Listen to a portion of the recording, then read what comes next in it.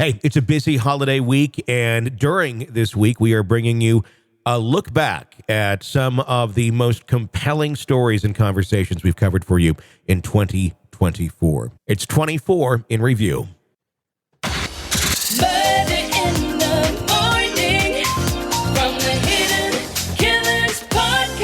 Oh, if you enjoy the Chad Daybell, John and Elena story, we have some interesting audio for you in just a few moments as the 6th week of the Chad Daybell murder trial commenced with continued testimony from FBI tactical specialist Nicole Heuermann, who presented a series of deeply personal text messages between Chad Daybell and Lori Vallow. The messages laden with intimate and romantic content are the heart of the prosecutor's case, highlighting the intense relationship between the two amidst ongoing legal proceedings. In the courtroom, under the oversight of Judge Stephen Boyce, Chad Daybell, donning a light checkered shirt and tie, listened as his interactions with Lori Vallow were scrutinized. The prosecution, led by Fremont County Prosecutor Lindsay Blake, delved into messages that not only expressed affection, but also contained explicit romantic plans. One particular text that caught the courtroom's attention involved a metaphorical and suggestive reference made by Chad, which Heuermann explained during her testimony, discussing the intensity of their connection. Chad wrote about his arousal. Ms. Heuermann, do you recognize those 2 pages? Yes, I do. Do those, in fact, appear to be a portion of a report written by you? Yes, they are. And, Your Honor, these portions, well, actually, I will clarify, were these pulled from either the Lolly Time or the Lori for Style at iCloud? I believe these are from the Lolly Time. And, Your Honor, we have previously stipulated to admit the contents of the Lolly Time iCloud account. And based on that, my intent was to simply have Ms. Heuermann read a few excerpts from these messages. Any objection to proceeding in that manner, Mr. Pryor? No objection, Judge. Okay. The witness may do so. And Ms. Heuermann, looking at the first page there, that bottom text, can you indicate the date and time on that text? August 9th, 2019 at 9:29:47 p.m. UTC -6. And who was the message sent from? It's actually from a 515 number attributed to Chad. And who was it going to? Lori. And can you read just the last 2 sentences starting with "he kissed"? He kissed her deeply as their breathing slowed. They entwined their bodies and held each other tightly before soon beginning another powerful round of pleasurable bonding. And then if you turn to that next page, can you indicate the date and time that first message was sent? And it's on August 9th, 2019 at 9:36:03 p.m. in UTC -6 time. And can you tell who it is being sent from and who it is being sent to? This one is from Lori to Chad. And could you read it into the record, including the emojis, please? That is pretty incredible. Fire emoji, fire emoji, fire emoji, fire emoji, fire emoji. The fire is definitely burning. The memories. Heart, heart, heart. I miss you way too much. You have to stop or I might explode. And then can you indicate the date and time on the next message? August 9th, 2019 at 9:38:27 p.m. UTC -6. And who did the message appear to be sent from and to whom was it going? Again, from Lori to Chad. And could you read the content into the record? The intensity of each encounter in my mind, one greater than the last. Oh my, fire emoji, fire emoji. Especially this last one.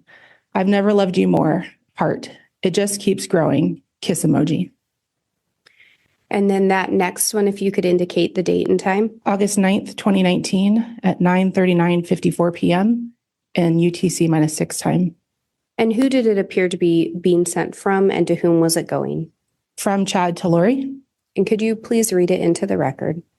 I completely agree. We were definitely in new territory in your bedroom. And then the following message? This one's Date, on, sorry. Yeah, it's okay. On August 10th, 2019 at 4:38:08 p.m.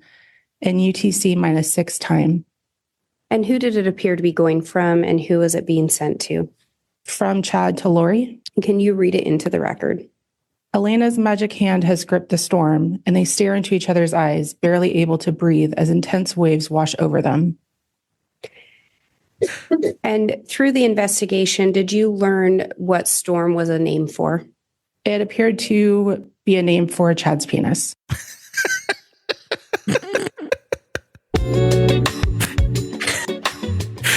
It appeared to be a name for Chad's penis. Chad kind of smirked in the courtroom when that happened, by the way. Yeah, I was going to throw that in. I didn't quite know where to add it. I didn't want to put it before we went to the storm definition, but I'm a huge weather nerd. I love anything weather. And as soon as I heard about the storm, I'm just like, the next time there's a tornado warning or watch or a storm warning, that's the first thing that's going to pop into my head. Oh, yeah, without a doubt. There's another line in, and I just sent you the full Chandler Police Department copy of all this. It's the full. I can't freaking wait. It's the full thing that we will do a dramatic reading of on tomorrow's show.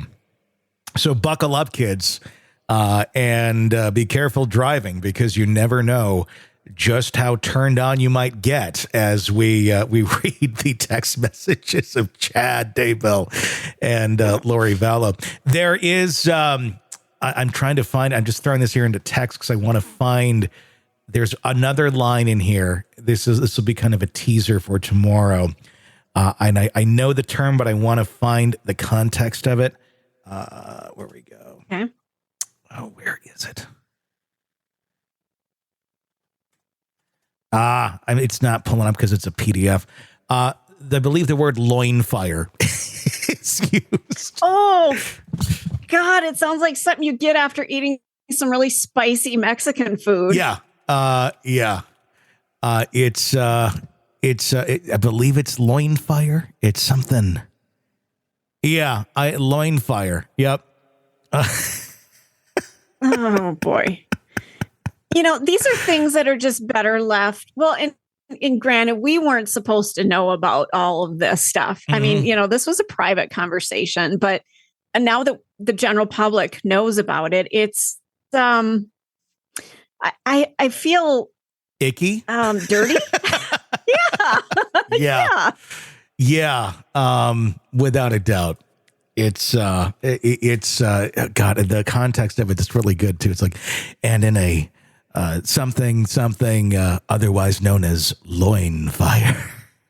It's just God. like, what? You might want to get that checked. There's got to be a medication for that. Oh, I know.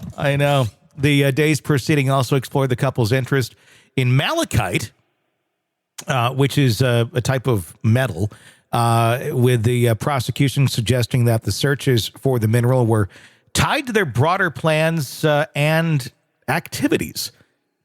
And rightfully so as well. The defense, led by John Pryor, countered by highlighting the timing of these searches, noting that Chad's interest in malachite began before his acquaintance with Lori, challenging the implications of their shared motive. The problem is they both got malachite engagement rings or wedding rings while they were both still married.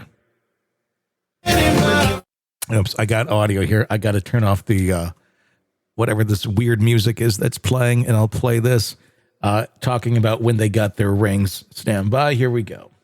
Through your review of records, were both Chad and Lori looking for malachite? They were. Were those searches occurring when their spouses were still alive? Yes. Did Lori and Chad, in fact, end up married in Hawaii? They did. What type of rings did they exchange? Malachite rings.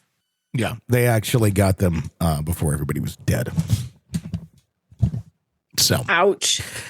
Further discussion includes Chad's regular attendance at the temple and a series of emails that might indicate another book project was underway, though Heuermann admitted uncertainty about whether Chad intended these writings for publication. Yeah, I mean, it would have certainly, I think it would have been a bestseller, without a doubt. It would have been one of those bestsellers of his that would have just taken the world by loin fire. Ouch.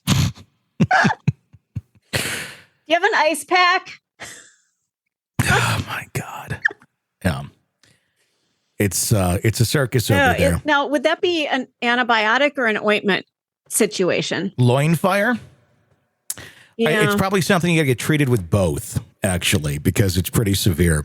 So you got to take the antibiotic, but then 3 times a day you have to put the balm. Actually, it's a balm that you get, and you put that on the loin fire, and then it keeps Lori away.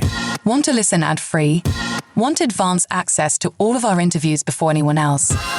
Become a True Crime Today Premium Plus subscriber on Apple Podcasts. You get every episode commercial-free. So you can binge on true crime until you can binge no more. Search True Crime Today Premium Plus on Apple Podcasts now, or go to our podcast page and sign up now. More of the Hidden Killers podcast next.